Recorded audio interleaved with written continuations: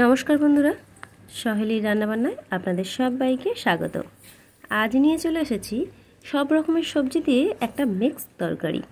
এখন তো বাজারে নানান রকমের সবজি পাওয়া যাচ্ছে, তো আমি এখানে বেশ কয়েক রকমের সবজি নিয়েছি। দেখুন, পটল, কাঁকরোল, কুঁদরি, কুমড়ো, বেগুন, চিচিঙ্গি, আলু, আর নিয়েছি লাল শাকের ডাঁটা আর কিছুটা কাঁঠালের দানা। এই সব কিছু বেশ লম্বা লম্বা করে কেটে ধুয়ে পরিষ্কার করে নিয়েছি। আর এই সব রকমের সবজির মধ্যে একটু যদি কাঁঠালের দানা পড়ে, সেটা খেতে কিন্তু ভীষণ ভালো হয়। তো দেখতে থাকুন আজকের আমি কিভাবে এই রেসিপিটা বানাচ্ছি। ভীষণ চটজলদি একটা রেসিপি। কড়ায় বেশ কিছুটা তেল দিয়ে এর মধ্যে সামান্য একটু জিরে শুকনো লঙ্কা ফোড়ন দেব, ব্যাস, আর কিছুই না। এই জিরে শুকনো লঙ্কা ফোড়নটা ভাজা হয়ে গেলে এর মধ্যে একে একে সমস্ত সবজিগুলো দিয়ে দেব। তবে আমি এখানে কোনো সবজি আলাদা করে ভেজে নিচ্ছি না, আমি এখানে সবটাই একসঙ্গে দিয়ে দিচ্ছি।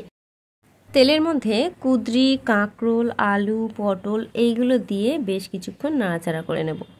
এগুলো একটু বেশ ভালোভাবে ভাজা ভাজা হয়ে গেলে তারপরে কুমড়ো আর বেগুন চিচিঙ্গিটা দিয়ে দেবো। কারণ বেগুন আর কুমড়ো খুব তাড়াতাড়ি ভাজা হয়ে যায়, আর কুমড়োটা যদি আগে থেকে দিয়ে দেওয়া হয় তাহলে কিন্তু বড্ড গলে যাবে। তো কুমড়োটা একটু গোটা গোটা থাকলে খেতে ভালো লাগবে, দেখতেও ভালো লাগবে। বেশ কিছুক্ষণ নাড়াচাড়া করার পর এবারে দিয়ে দিচ্ছি কুমড়ো, বেগুন, চিচিঙ্গে, কাঁঠালের দানা, লাল শাকের ডাঁটা, আর দিয়ে দিচ্ছি এক মুঠো পেঁয়াজ। এই সবজিগুলোকে আমি একটু পরে দিলাম, কারণ কুমড়ো, বেগুন এগুলো তো ভাজতে খুব বেশি সময় লাগবে না, তাই এগুলোকে একটু পরে দিয়েছি। আপনারা চাইলে একসঙ্গে দিয়ে দিতে পারেন। তো দেখুন, এবারে সমস্ত কিছু দিয়ে দিয়েছি। এবারে বেশ ভালো করে নাড়াচাড়া করে নেব। তবে এই লাল শাকের ডাঁটাগুলো আঁশ কিন্তু খুব ভালো করে ছাড়িয়ে নিতে হবে, তাহলে দেখবেন খুব তাড়াতাড়ি সিদ্ধ হয়ে যাবে। এবারে বেশ ভালো করে নাড়াচাড়া করে নিচ্ছি। যতক্ষণ ভালো করে লাল হয়ে যাবে সমস্ত সবজি, ততক্ষণই কিন্তু এটাকে নাড়তে হবে। সমস্ত সবজি খুব ভালো করে ভাজা ভাজা করে নেওয়ার পর এর মধ্যে দিয়ে দেব 1 চামচ আদা বাটা। মশলা বলতে আমি শুধুমাত্রই আদা বাটাই ইউজ করছি, আর কোনো কিছু দেব না।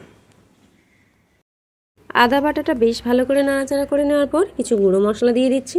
প্রথমে দিয়ে দিচ্ছি 1 চামচ চিনি, দিয়ে দিচ্ছি 1 চামচ হলুদ গুঁড়ো, পরিমাণ মতো লবণ, 1 চামচ জিরে গুঁড়ো, দিয়ে দিচ্ছি 2টো কাঁচা লঙ্কা।